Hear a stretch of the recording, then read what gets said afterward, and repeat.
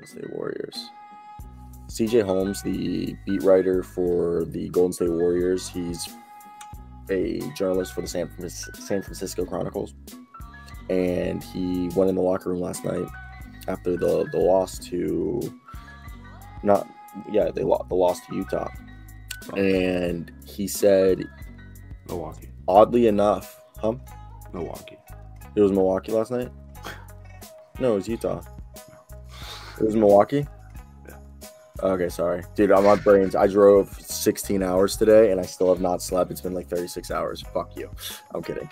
But no, so he said there's no sense of panic in the locker room. And I made a video, and I was like, of course there isn't. Because people don't realize the first quarter of the season is when you can get away with doing the most experimental shit.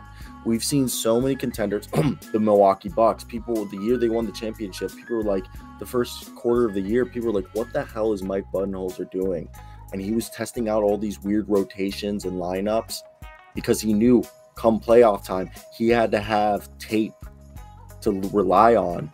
So when they go up in matchups and pull out lineups that they haven't used since the first 20 games of the season, how does which of those lineups work? And I think that's what we're seeing right now here in Golden State. We're actually, Jonathan Kuminga has turned out to be the best of the young guys now, and Moses Moody's the one who's starting to get phased out with James Wiseman. James Wiseman's had a few string of good games in the G League. Still not what you want. Dante DiVincenzo is rebounding, defense, and even his passing acumen's really nice. I think JaMychal Green should be put in consideration being the backup center to Kevon Looney and Draymond Green. I think he should get more minutes. Anthony Lamb, his minutes are weird because isn't he on two-way? But like, still, I don't. What are your thoughts on here? Why aren't they panicking? I just think they got their guy. I think really the biggest thing that they just need to figure out, like people don't realize, like this wouldn't be this big of a deal if Jordan Poole wasn't like shitting the bed right now. If Jordan Poole could be a bit more consistent, I think this team probably has a few more wins in their column, as well as the bench would look a lot better because they would have a reliant guy. What's up, Thomas? We got a spammer in the chat, but yeah, JaMychal Green is a backup center. I think, Dante looked really good last night. Kuminga looks really good. I mean, I think it is important to note that, Wiggins is out. I know the Bucks were without Drew Holiday too, so I don't really put too much stock into the game. In fact, it was a pretty close game. Right at the half, the Bucks went on a 6-0 run in the last 30 seconds, and before that, it was a 6-point game, and the Dubs were getting back, and it just ended pretty poorly. So I think, to me, I talk about it a lot, but missing guys like Bjelica, Gary Payton, JTA, Damian Lee, and the latter, do you think Damian Lee and Otto Porter and Gary Payton are the biggest losses out of all those guys? Well, they're huge losses because they each bring something to the table, and I think Dante and JaMychal are playing good enough basketball, especially last night. Yeah, JaMychal just can't. His 3-point shot isn't falling yet, but it's like 2 versus 5. Like they had 5 guys who could all chip in last year, and now they only have 2 vets. Right now their best 2 players are Curry and Wiggins. That's not, and then Klay Thompson has. No, I mean off the bench. Oh, off the bench. Yeah, I think right now we missed all those 5 guys. They have their 4 guys in Thompson, Green, Wiggins, and Curry. I'm not worried about that, and 5 guys including Looney, and then Jordan Poole. And some nights you have him, but then right here, this is where I look at this team. I'm like, they actually have a bench right here. Listen to this bench. Curry. I mean not bench, but the team.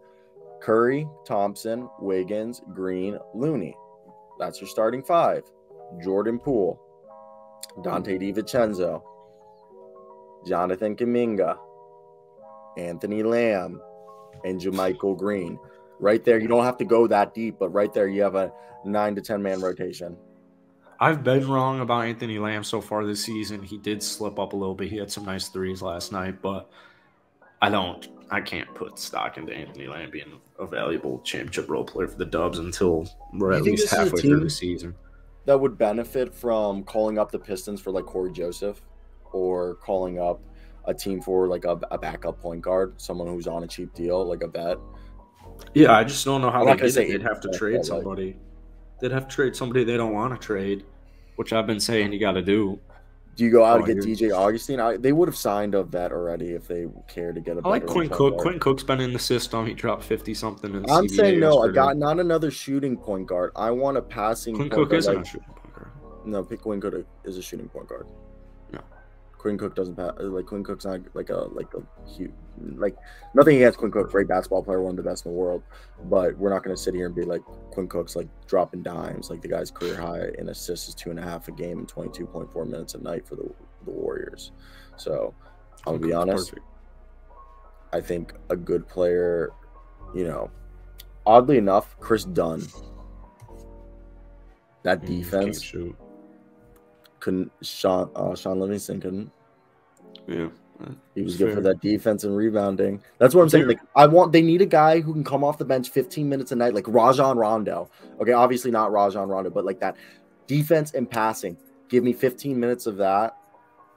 And I don't really have an issue with the Warriors defense. I think they're getting to the free throw line at no percent at all, like in any way, shape, or form. It's the third worst in franchise history for them, and that is a huge. I mean, you're losing like 8 points a night there. They also are giving up the most free throws, so I mean, you're missing like possibly even double digits. So yeah, I don't know. I'm not too worried. It looks kind of like Golden State last year when I know they got off to that historic start, and it was, looking crazy. They were like 20-4 or something, 20-2, something like that. Golden State might have. Continue. Sorry. Once their guys started getting injured, they lost like 7-8. They lost 4 straight right before the playoffs. I don't. We're also forgetting something. Until we get to February, I'm not really gonna. I was about to say that. Pack at all. 10-day contracts start in January. There you go. And people forget how important 10-day contracts are because I think 2 or 3 10-day contracts or 3 or 4? I think it's 3 or something. You can only have a certain amount of 10-day contracts, and then they have to make a decision either to sign you for the rest of the year as a two-way player or a minimum non-guaranteed contract. And I could see the Warriors be a team that looks at Eric Bledsoe. I know he's coming off. He's coming off that Achilles injury. DJ Augustine. He's a good 3-point shooter who still has some quickness and playmaking chop. But I think they want someone defensive. Like I doubt they bring in like a Rajon Rondo, especially with like a Draymond Green there. But like really like Dunn, I would have loved to see Composer there. But Alfred Payton, he's been in the system before. Didn't Alfred Payton spend what? Every player naming cannot shoot the 3 ball. But Sean Livingston didn't. Dude, the thing is I'm talking about the fact that they don't need another. They need a guy who can come in for literally 10 minutes a night, put the rock on the floor, and literally run an offense when Curry is off the floor, and then have Poole play off of him. Then why didn't they need that last year? Because they had, first off, Draymond Green was having a great passing year, but they had Nemi Bjelica. People forget how great of a passer he was. That was one of the things. Dante could pass. But you also had Gary Payton II, another guard. So, it's not even a ball-dominant point guard, Jose Guzman. It's exactly what you want. I just want to pass. I want a Trey Jones or a Tyus Jones. Who doesn't? Yeah, who doesn't want to? I know who doesn't want that, but I just want a guy who can come off and give me 5 assists and a few points. If the Warriors didn't win the championship last year, I'd be like, yeah, sure. But they did it with Jordan Poole as a backup point guard. So I don't like Jordan Poole's body language this year at all. Do you think it's because he got paid?